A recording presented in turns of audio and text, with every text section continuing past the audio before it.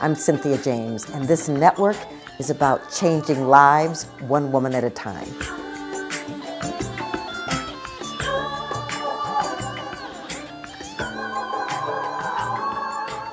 Hello, and welcome to Women Awakening. I am your host, Cynthia James.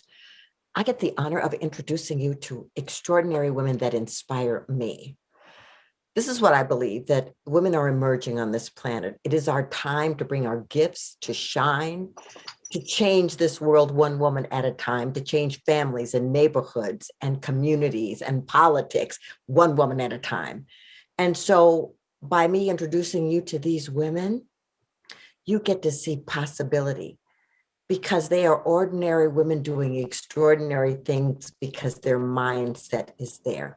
So today I want to introduce you to someone that inspires me greatly. Her name is Liz Wendling. She's a nationally recognized speaker, sales consultant, author of 6 books. Her 2 most recent are The Heart of Authentic Selling and Sell Without Selling Your Soul. We are definitely going to talk about that. Liz is driven by the mantra, it's not what you sell, it's how you sell that matters.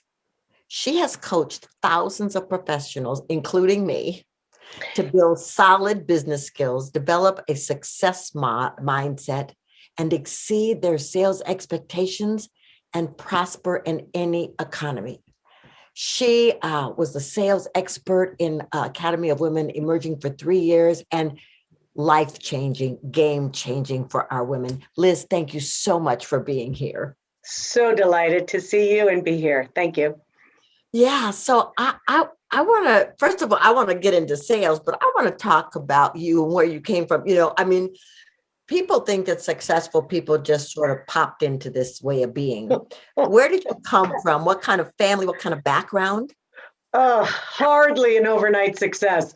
Well, the background I came from was, I'll call it dysfunctional, like everyone else. But I had a dad that chirped in my ear for many, many, many years, maybe until 10 years ago when I finally stopped listening to it. And he would tell me, you're too much, you're too loud, can't you sit still? Can't you be like your sisters? Why do you have to have so much energy? Can't you just be like them? And for decades, I heard that. And the message that I got was, you're not good enough the way you are. So I squashed myself and I tamped down who I really was for my dad, because if my sisters were right and I was wrong, I had to be more like them. Well, I couldn't hold it down. There was nothing I could do to hold down who I really was.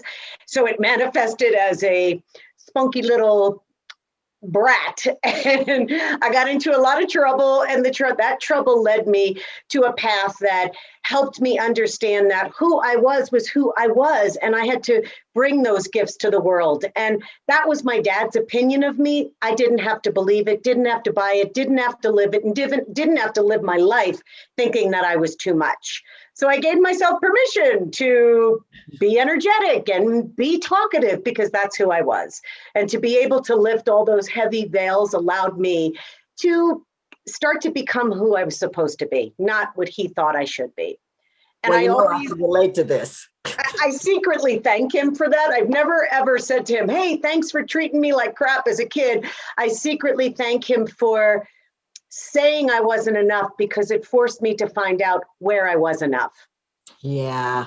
Well, I can relate to this. I've always been a big personality with a lot of energy, and people were like, can't you calm down? Can't you sit down? You know what I mean? But the thing is that I think what is great about this is that something in you said, I am more than this conversation that I'm hearing. Yep. I am more than this mindset over here that wants me to dampen my energy. I get to be me. I get to come here because I'm original. Yeah. Right. So did you go into sales right from college? What happened? No, gosh, I did some fitness stuff before that. I was a personal trainer. Yeah, on and off, I've always done some business development, marketing, sales, but it wasn't until I was in a corporate job 15, 18 years ago, and I got laid off. And I was selling franchises. And when I would sell a franchise, I would then have to go in and teach the franchise owners how to sell. And the day I got laid off, there was always in the back of my head, I said, someday I think I'm going to be a business owner, someday. And that someday was always, let me just go get another job because it's safe. But I got laid off in the worst economy when everything was tanking. And I decided to start a business in the worst economy. And I with no exit strategy, I was going full force into this. So I just started a business. I was mostly working with female business owners who love what they do, but they hate to sell. And I would teach them how to sell in a way that honors who they are, feels good to them, fits their personality, and show them that they could build their business just like I could. But they had to step into their sales conversations with strength and confidence. You can't just hope that sales fall in your lap. You actually have to do some activities to make that happen. But you also have to do it with confidence and grace and ease and joy and authenticity, not crossing your fingers and hoping that something is going to happen. You actually have to make it happen. Yeah, okay. So this opens up a really lovely can of worms here, because so many women think selling is slimy, and it triggers within us. I'm going to say us because I'm in that, I'm in the Yep. world too. It triggers within us the insecurity of being judged and being rejected. And so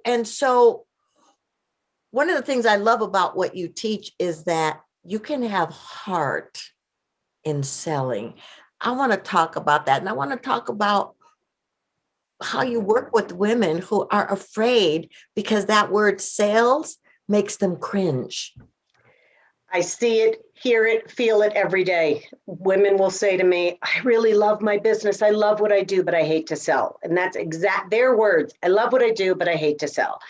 And the reason why they hate to sell is because of the mindset they have around selling. They see selling as the way selling looked in the 80s and the 90s. And they think they have to show up and be pushy and aggressive. And they have to poke people in the chest and tell them how they feel. And they have to push their products on people, when in fact, it's the complete opposite. So they hang their hat on what it used to be, and they keep telling themselves that same sad sales story of, I don't want to be a pushy salesperson. But they never stop and ask themselves, okay, if I don't want to be that, what do I want to be? How do I want to show up? And that's where it all starts. You get to decide when you get in front of someone who you want to be, how you want to be, and how you want to talk to them. So the women who say, I don't want to be that, I know that it's covered. Their natural gifts and abilities are covered with fear. And until we can chip away at that, they'll never be able to truly step into their sales conversations with that grace and ease and total authenticity. Yeah, absolutely. Well, here's the other thing I learned from you. It's like you're not just selling something, you are selling your passion. You are selling your gifts. You are selling the service that will support that person in being better, more accomplished, more powerful. And that's something that was hard to learn and to accept, because you get feedback, well, you're selling too much. So I really want to talk about that, because if you are selling your passion and in service, then how could you be selling too much? That's right. How could you be wrong if you're coming from that place? And a lot of times women think that if they win and they win the business, then someone else loses. And it's nothing like that. It's a win-win. You get to help someone with your expertise. They pay you, and it's an even exchange. I'm handing you money to help me with the problem I have. I'm buying your services because you're going to help my business, not just today, could be for decades to come. And then who does that help? And who does that help? It's this beautiful ripple effect that goes out. And if you think it's a win-lose, you're doing it wrong. You're selling wrong if you think someone else has to lose and you get to win. Yeah. So if I were coming to you with a product that I think is the best thing that's ever been created, but I'm afraid to sell, what would you tell me? How would you guide me? Well, the first thing I would say, anytime someone is thinking, I'm afraid, I don't want to show up this way, their focus is on themselves. Every time you say, I don't want to be this, I don't want to do that, I hope I don't come across this way, it means you're ego-centered, not client-centered. If you really did want to come from that strong and confident place, you'd be thinking about the other person. You would say, what do I need to do to have a warm and open and honest conversation with this person? How do I ask questions that uncover all of that? Get myself out of it. Stop thinking I, and think about them. Ask questions. First, we can't sell anything to anyone without asking questions first. You have to uncover the needs first. You can't just walk up to someone, poke them in the chest and say, you need to buy this product because I think it's great. Nobody wants that. Yeah, absolutely. Absolutely. Well, and I guess the other thing for me is like, there is a concept that you have to dump a lot of money into this pocket to sell, Right. as opposed to um, investing in being of service to others in a way that fits your budget. So can we talk about that a little bit? Of course, you have to find out if somebody is qualified for your product or service, because sometimes people will show up and they need what you have. But if your product is $1,000 and they only have 10, it's not a fit. There's a mismatch there. Then you have to guide them to something that works for them. You don't keep trying to sell them, because then you look like that pushy salesperson. You guide them to the step that they can afford at that point. And it might not be you right away. It could be a book. It could be a podcast that they listen to. But it's more about the fit for both parties. And I always say, you can't sell braces to a kid that has perfect teeth. If there's no need there, you can't sell something. But if it's right and it feels good and it's a natural fit, then you step into that conversation and you have no problem asking for the business if it's right. Yeah, well, so what you're talking about is the ideal client, the thing Yes. that really fits your market. And I think sometimes we want to start selling before we get who is the ideal client and what problem am I solving. So Right. I totally get that. And so you work with a lot of women in Yes. business, right? Mm-hmm. And so what's the biggest challenge you see for women in business around opening up to selling from the soul? Oof. This is a big conversation, because it is taking on a skill that most people have resisted. It is learning a skill that everyone can learn. I say it's like anything. If you really want to learn how to play golf, you take some lessons, you practice, and you learn how to play golf. Same thing with sales. But so many women have that mindset that, oh, I'm just not cut out for that. And I call BS on that, because we have these natural gifts to be able to sell, but we've got to go in there and find them. And I watch women today, smart, bright, beautiful, sharp women with a disease to please. They show up with this nice energy. They choose to be nice over being real. There's a big difference between nice energy, where I'm going to bend over backwards, I'll do what you need, I'm only here in service, it doesn't matter, I don't care if I lose and you win. And that kind of energy is actually the opposite of what people want. People don't want nice, they want real, they want authenticity, they want two people coming together to have a heart-to-heart conversation, not you being nice and making me feel like, oh, I wonder if she's being nice to me just to get the sale, because that happens a lot. That energy is exchanged, and then people will walk away and say, oh, I'm going to think about it. But a lot of women think that the opposite of being nice is being mean. It's being a jerk. It's being rude or pushy or aggressive or poking those people in the chest. And let me tell you exactly what you need and feel. And it's not. The opposite of nice is authentic. And being nice keeps people from closing business, because it's ego driven, right? Oh, I want to be nice. I want them to like me. And it's a trap. It is a trap. It doesn't help to move business. And a lot of women don't understand why am I not closing business? I'm being so nice. I'm having these great conversations. I'm giving people what they ask for. I'm doing proposals, but no one's getting back to me. Well, could be because you're being nice and not real. And boy, is there such a big difference in the energy that shows up when you're being real with someone. They can feel it. We all know, we've had those conversations, those heart to heart, heartfelt conversations where the person you're talking to gets you, wants to know you, but is being real with you. Yeah, because what you're talking about is transmission. If I'm trying to be a people pleaser, then I am transmitting something that is not me. Exactly. Yep. Well, I want to talk personally to you. You are a business owner, an entrepreneur.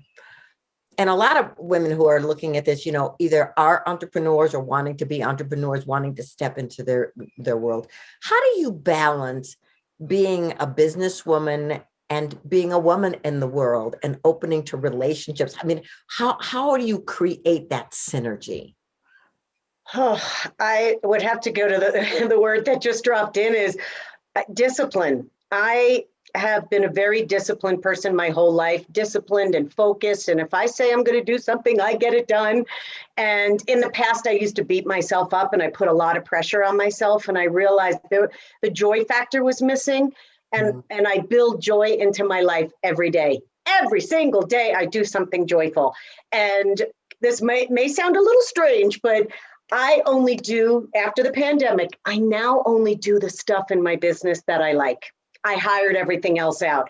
I figured out some things I was doing that every time I would sit down and do it, I'd get that feeling in my body of resistance of, this isn't good for you. This isn't worth your time. Somebody else loves to do this. Let them go do it. And there has been such a beautiful balance. And I feel like I go to work every day, and even though I'm home in my home office, but there's so much more freedom and flexibility because I gave away some of the stuff that doesn't bring me joy anymore. So I've been able to balance that out because I brought joy in, and that was so important for me to make sure I always had. Well, so that leaves you time for your self-care, for relationships, everything, because you've created that space. Yes. And I used to think that, and we hear this all the time, you have to work hard. You have to do what you need to do. You got to push, push, push, force, force, force. You got to work 100 hours a week. I did all that, but I was miserable in the process. When I first started my business, I did all that pushing because I thought that's what business owners do. I always had the picture of Martha Stewart in my head, that you have to be like Martha Stewart. You got to push if you want to be successful. And I realized I was using all my masculine energy to build, but I wasn't using any feminine to rejuvenate myself. And now this beautiful balance, I know when to call each one in when I need it. Took me decades to get it. But once you get it, I realize I'll never build my business or anything without having the balance of both. I love it. I love it.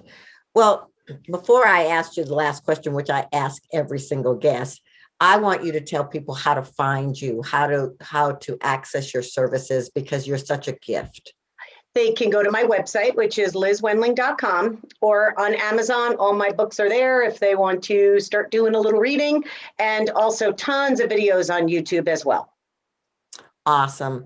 All right, ladies. So if you got anything going on around sales, tap into Liz.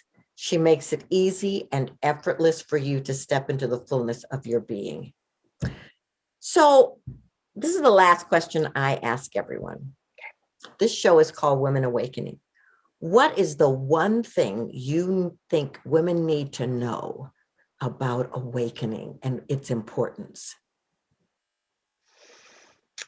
I would say fire your mind and hire your heart, and start living and breathing and owning everything you do from that space, and tap into that inner knowing and that inner voice that knows exactly what you want, knows exactly where you want to do, but you got to fire the head, because that's the first place we want to go. All that chatter in the head, and not drop, and we refuse to drop down into our body where all the answers live.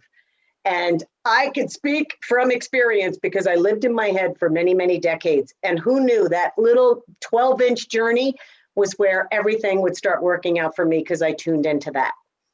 Oh, I love that. Fire your mind and hire your heart. Oh, okay, that's a quote. I'm just saying. Liz, I want to thank you for being here. And more importantly, I want to thank you for what you do in the world and how you create space for us to just step into the realization that you cannot be in business if you aren't selling. That's right. Yeah. It's the truth. Thank you so much for having me. It's so wonderful to spend any amount of time with you. Absolutely. All right, ladies, we do these podcasts once a week. Every week, there's a woman that comes with juicy information and wisdom just for you. Here's what I want you to know. You're an original imprint. You're magnificent. You're powerful. You're dynamic. This is your time. I hope you will come back every week. I hope you will subscribe. We're on Spotify, iTunes, Apple, Amazon, YouTube. You can find us a lot of places, so there's no excuses. The important thing for you, though, is to step into your greatness because you are necessary and essential. You matter. See you next time.